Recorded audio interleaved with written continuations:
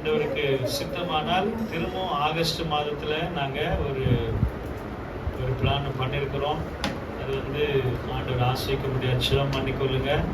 கர்த்தருக்கு மகிமை உண்டாதாக. நீங்களும் அதில் கலந்து கொள்ள விரும்பினால் நீங்கள் தாராளமாய் வரும்படி அன்பாய் உங்களை கேட்கிறேன். காலம் கடைசி காலம். அல்லேலூயா.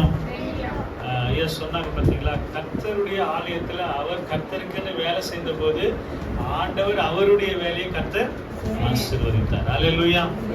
நம்ம கர்த்தருக்காக நம்ம எதையாவது செய்யும் போது கொஞ்சத்தில் உண்மையா இருந்தால், இந்த வசனத்தை மறக்கவே கூடாது, கொஞ்சத்தில் உண்மையா இருந்தால் அநேகத்தில் அதிகாரியாக கர்த்தர் வைப்பார். ஆமேன் சொல்லுவோமா? நம்ம ஒரு 20 நிமிஷத்துல நான் வார்த்தை முடிச்சு உங்களை சீக்கிரமா அனுப்ப போகிறேன். அல்லேலூயா. ஆமே. நமக்காக இப்ப டிஃபன் எல்லாம் வாங்கிட்டு வர போயிருக்கிறாங்க. அப்படியே நீங்க இருந்து வாங்கி செல்லும்படி அன்பாய் கேட்கிறேன். தேவனுடைய வார்த்தைக்கு நேரா போலாமா? சரி. எபேசியர் 6ஆம் அதிகாரம். எபேசியர் 6ஆம் அதிகாரம் 10ஆம் வசனத்திலிருந்து வாசிக்கலாமா? வேகமா அடங்கலாம். எபேசியர் 6ஆம் அதிகாரம் 10ஆம் வசனத்திலிருந்து வாசிக்கலாம். கடைசியாக என் சகோதரரே, கர்த்தரிலும் அவருடைய சத்துவத்தின் வல்லமையிலும் பலப்படுங்கள். ஆமேன் சொல்லுவோமா? ஒரு நடிகர் சினிமா நடிகர் தினமும் ஜிம்முல போய் பயிற்சி எடுப்பார். தினமும் தன்னுடைய உடம்ப கட்டுக்கோப்பா வைக்கணும்னு சொல்லி தினமும் என்ன பண்ணுவாராம், காலையில சாயந்தரம் உடல் பயிற்சி செய்து கொண்டே இருப்பார். உடற்பயிற்சி செய்யற நேரத்துல பாத்தீங்கன்னா, ஒரு நாள் இந்த உடற்பயிற்சி செய்யும் போதே அவர் மரித்து போனார். அல்லேலூயா. அல்லேலூயா. அப்போ கவனிங்க, ஒரு பாக்ஸர் பாக்ஸர் அவருடைய வேலையே பாக்ஸர், ட்ரைனிங் கொடுக்கறது, பாக்ஸிங் வேலை பண்றது. நல்ல திடகாத்திரமான ஒரு பாக்ஸர் பாருங்க, அப்படியே போய்கொண்டே இருக்கிறார். ரோட்ல போய்கொண்டே இருக்கும் போது அப்படியே மயங்கி அப்படியே செத்து போகிறார், மரித்து போகிறார். அல்லேலூயா.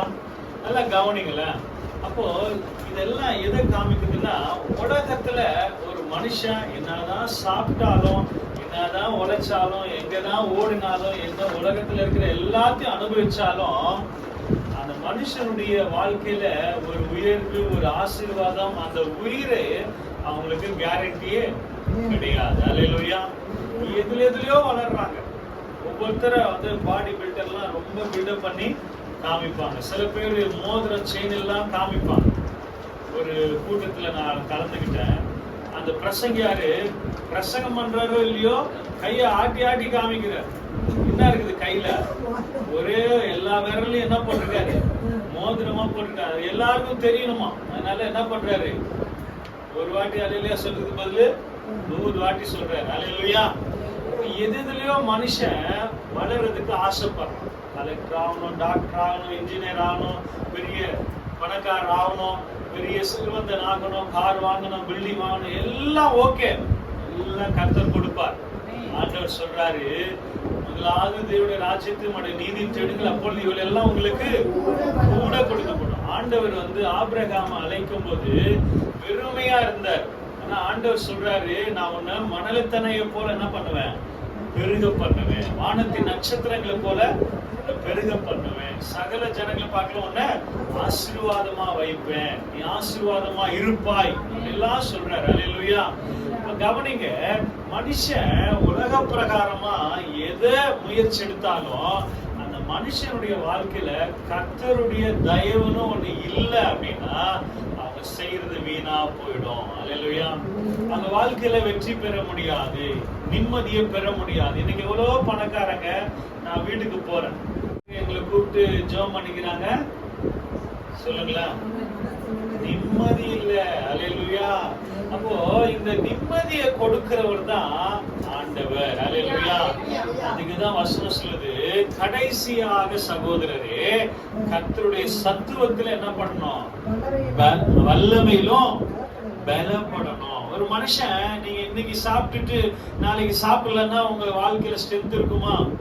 ஒவ்வொரு நாள் என்ன பண்ணி ஆகணும், சாப்பிட்டாதான் பலன். அல்லேலூயா. ஆனா கவனிங்க, கர்த்தர் கொடுக்கிற பலன் எப்படி தெரியுமா? நம்ம சாப்பிடலன்னா கூட, நான் சொன்னேன்ல 40 நாள் உபவாசம் எடுத்தேன் போன மாசத்துல. அப்ப அந்த 40 நாள் உபவாசம் இருக்கும்போது வெளியில வருவேன், சில நேரங்களில் ஜெபிக்குவேன், இருந்தாலும் ஸ்தோத்திரத்தோடயே போவேன், ஜெபம் பண்ணிட்டே இருப்பேன். ஆனா கர்த்தர் எந்த தீங்கும் பலவீனம் வராதபடி கர்த்தர் என்ன செஞ்சார்? பாதுகாத்தார். அல்லேலூயா. அது கர்த்தரால வர்ற ஆசீர்வாதம். அல்லேலூயா. அப்ப கவனிங்க, அவருடைய சத்துவத்தின் வல்லமையில நம்ம என்ன செய்யணும்? அவருடைய வயிறு தெய்வம் மாதிரி தொப்போதான் பெருசா இருக்கும், ஊழியெல்லாம் கம்மியா. அல்லேலூயா. அதுல பலப்படக்கூடாது, சத்துவத்துல தேவனுடைய வல்லமையில பலப்படணும்னு வசனம் போட்டிருக்கு. அல்லேலூயா.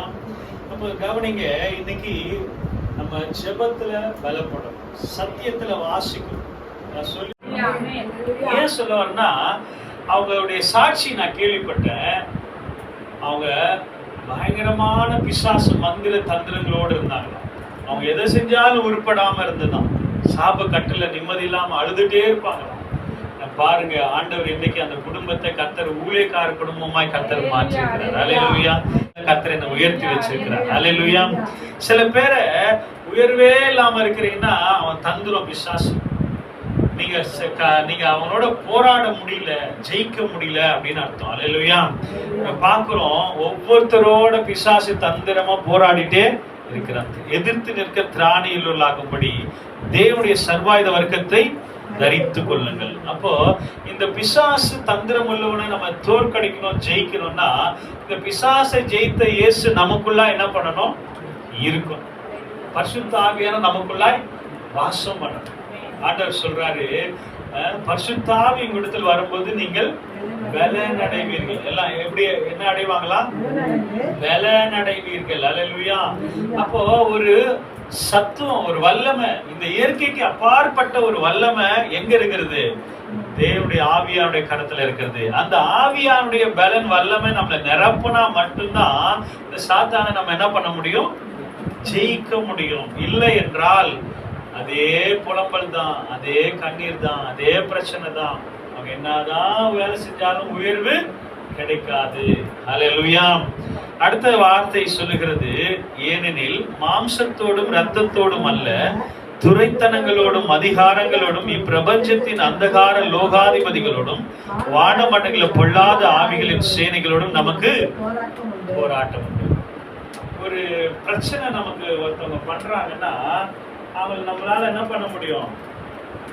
கத்தி எடுத்தோ ஆயுதத்தை எடுத்தோ அவங்கள அடிக்க முடியும், ரத்தத்தை வர வைக்கலாம். ஆனா ஆண்டவர் சொல்றாரு, நம்முடைய போராட்டம் மாம்சத்தோடும் ரத்தத்தோடும் அல்ல. நம்ம இப்ப உதாரணத்துக்கு வீணா நம்ம கிட்ட சண்டைக்கு இழுக்கிறாங்கன்னா அவங்க கிட்ட போயிட்டு நம்ம அடிதடியில இறங்கிடக்கூடாது, மாம்சீக பிரகாரமா கிரியை செய்யக்கூடாது. அது என்ன போடப்பட்டிருக்கு? மாம்சத்தோடும் ரத்தத்தோடும் அல்ல, என்ன போட்டிருக்கு? துரைத்தனங்களோடும் அதிகாரங்களோடும் இப்பிரபஞ்சத்தின் அந்தகார லோகாதிபதியோடும் வானமண்டலம் கொள்ளாத ஆவிகளின் சேனைகளோடும் நமக்குன்ற இடத்துல அபிலாஷை போட்டுக்கணும், நமக்கு என்ற இடத்துல ரூபஸை போட்டுக்கணும், நமக்கு என்ற இடத்துல சாம போட்டுக்கணும், நமக்கு என்ற இடத்துல அம்மாவுடைய பேரை போட்டுக்கணும், ஒவ்வொருத்தர் பேரை போட்டுக்கணும். அப்போ நமக்கு என்ன போராட்டம் இருக்குன்னா, நமக்கு விரோதமா நமக்கே தெரியல, ஆனா ஒரு கூட்டம் நமக்கு விரோதமா செயல்பட்டுட்டே இருக்குது. அவங்களுடைய பிளான் என்னன்னா, நம்ம மேல வளர்ந்துடக்கூடாது, நம்ம சுகம் பெற்றக்கூடாது, நம்ம தெளிவா இருந்துடக்கூடாது, நம்ம ஆசீர்வாதமா இருக்கக்கூடாது, நம்ம விடுதலை பெறக்கூடாது, நம்ம வாழ்க்கையில பணம் பற்ற ஆசீர்வாதம் வரக்கூடாதுன்னு சொல்லி பிசாசு என்ன பண்ணிட்டே இருக்கிறான்? என்னென்ன போராட்டம் இருக்குது? துரைத்தனங்களோடும் அதிகாரங்களோடும் இப்பிரபஞ்சத்தின் அந்தகார லோகாதிபதிகளோடும் வானமன்றங்களில் உள்ள, நல்லா கவனிங்க, பவுல் வானமன்றங்கள் எடுத்துக்கொள்ளப்பட்டார். படிச்சிருக்கீங்களா? 3வது வானம் வரைக்கும் பவுல் என்ன பண்ணப்பட்டிருக்காரு? படிச்சது இல்லையா?